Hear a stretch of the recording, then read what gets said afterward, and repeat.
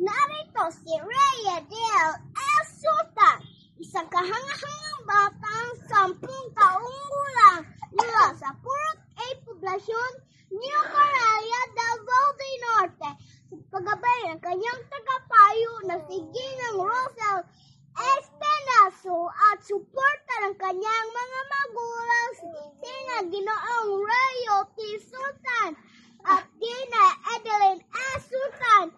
Bigyan po natin ng masigabong palakpakan si Rhea del S. Sultan.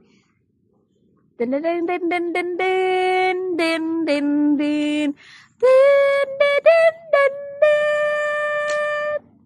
Narito si Nico L. Saplot, isang kahangahangang batang 11 taong gulang mula sa Purok 6 poblasyon, New Coralia del Valle Norte, sa paggabay ng kanyang tagapayo na si Ginang Heavenly Yatong at suporta ng kanyang mga magulang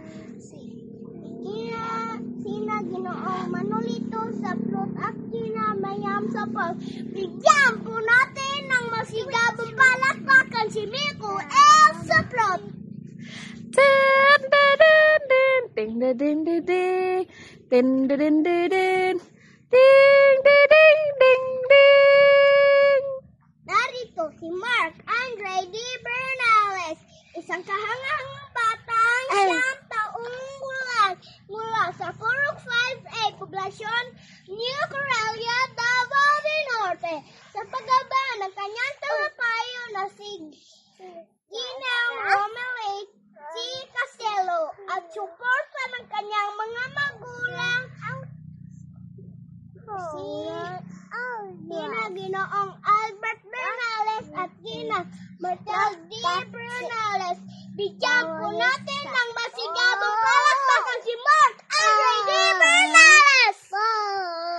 Dun dun dun dun dun dun. Oh, dito na sa pining katong sa mga sash. Katong lakambini. Ah, sige. Ay, dili lang ko mo-appeal. Kato lang imuhang part ang pana. Sige. 1, 2, 3, go! Ang aking nakambini ng makeup. Fourth runner-up si Aaron Case D. Lamok. Kasama ang kanyang tagapayo si Ginang Jessie Dane G. Ilodo. At ang kanyang mga magulang. Bigyan po natin sila ng masigabong palakpakan.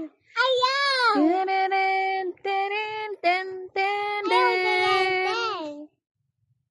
Ang ating nakambini ng makeup. Third runner-up si Christine S.